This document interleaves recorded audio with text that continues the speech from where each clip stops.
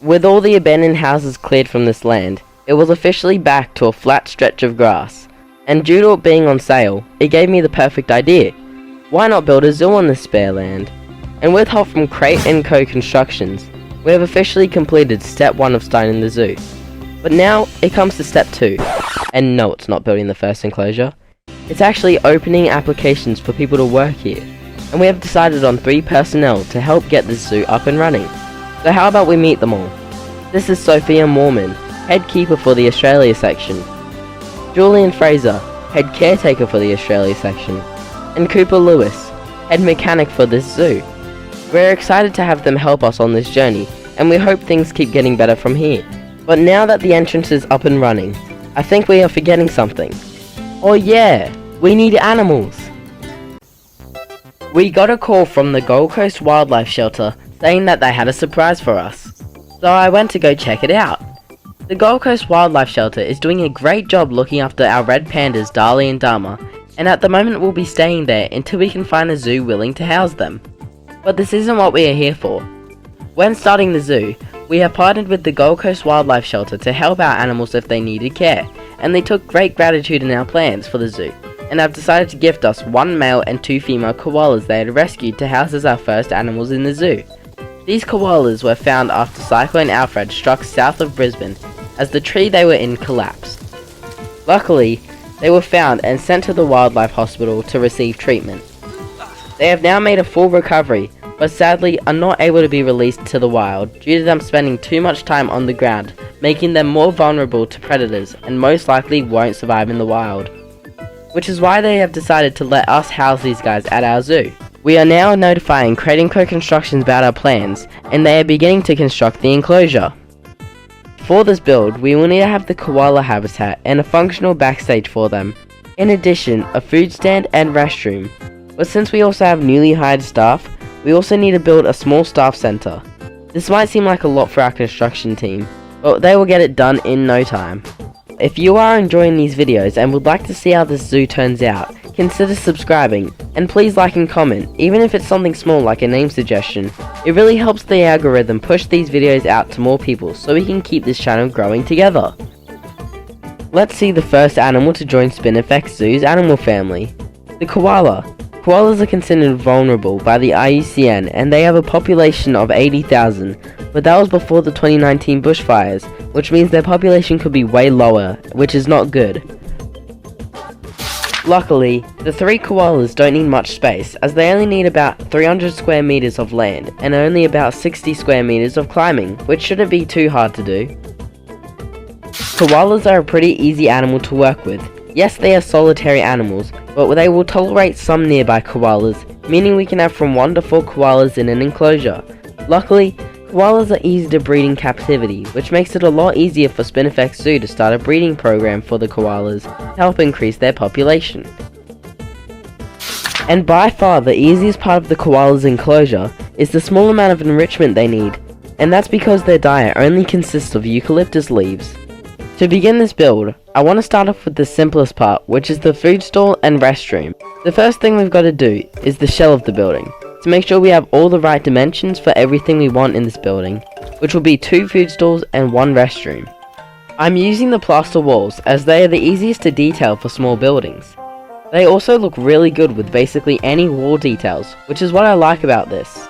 I am now going to place down the toilet block, hot dog stand, and soda stand for anyone that wants a quick bite.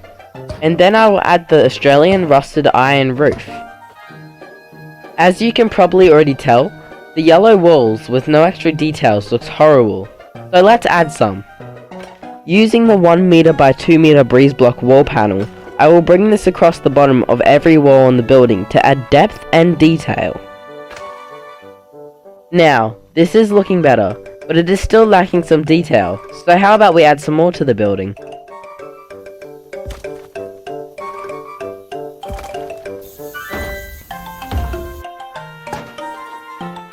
There we go, that's much better.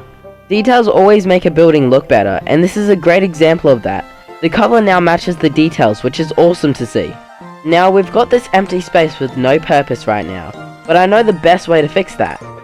for this area, I want to add a small planter with some grass and a small tree to add some greenery. To start off, I have to add the mulch, and then I will come through with the buffalo grass and the tree, and then finish it off with some rocks for texture.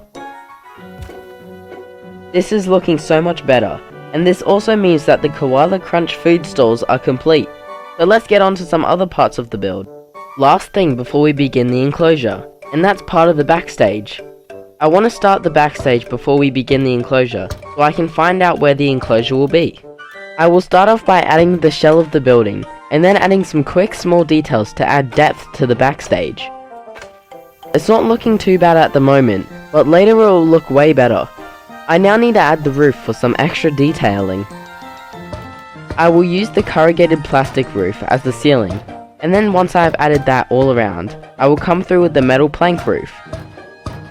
And then once that is finished, I will be adding the walls to make sure it looks better and to keep it realistic. It's definitely coming together pretty well. For now, the last detail I want to add is a quick backstage sign allowing staff to know what animals are in these backstages.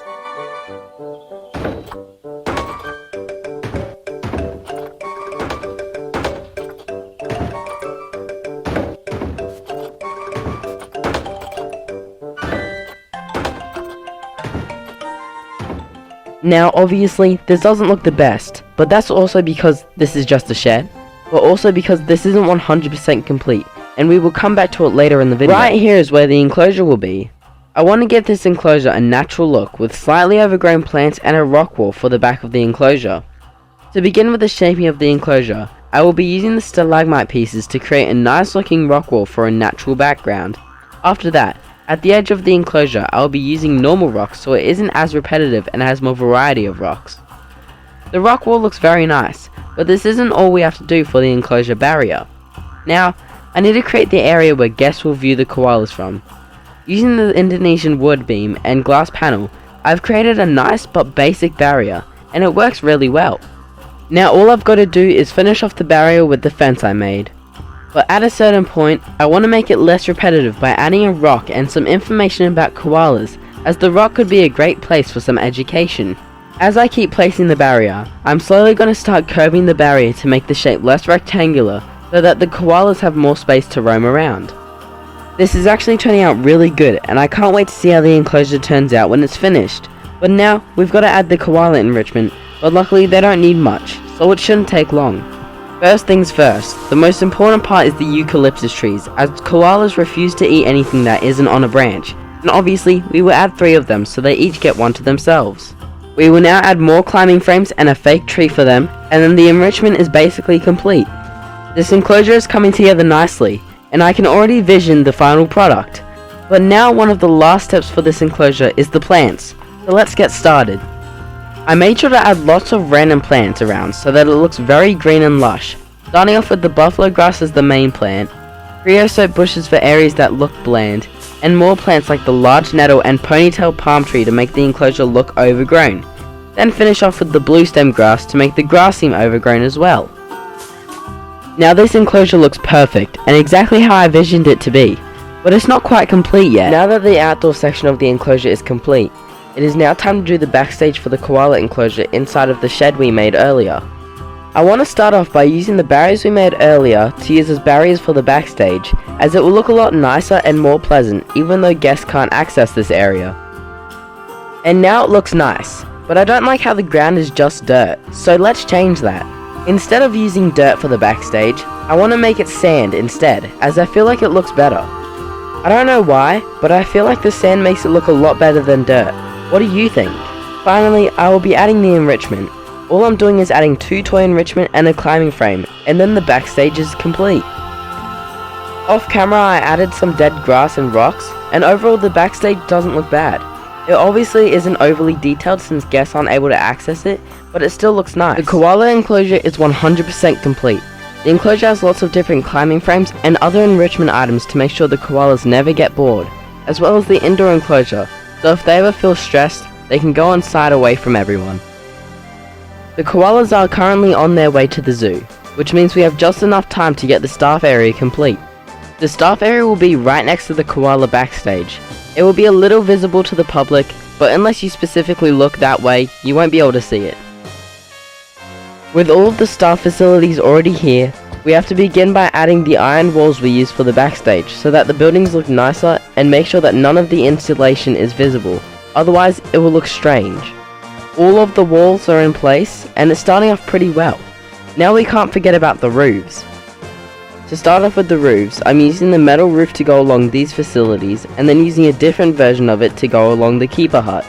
And then I'll be connecting the shed roof to the staff room. Now that the staff facilities are complete, I wanted to add a few planters to hide the facilities better, otherwise they will look a bit too noticeable. When building planters, you always need to start off with the mulch, otherwise there will be nowhere for the plants to go. After that, I came through with the buffalo grass all around the mulch areas. Then I started adding a few trees, like the ghost gum tree. And then now adding the final plants. Crate & Co Constructions managed to get all of this done within just over a week, and they passed through so many challenges like low materials and bad weather conditions, causing some delay. Our team is so grateful to have their help with this project, as they make such amazing looking builds. But now that everything is 100% complete, we are ready for the 3 koalas' arrival, and our 3 staff members are excited for the first ever arrival at this zoo.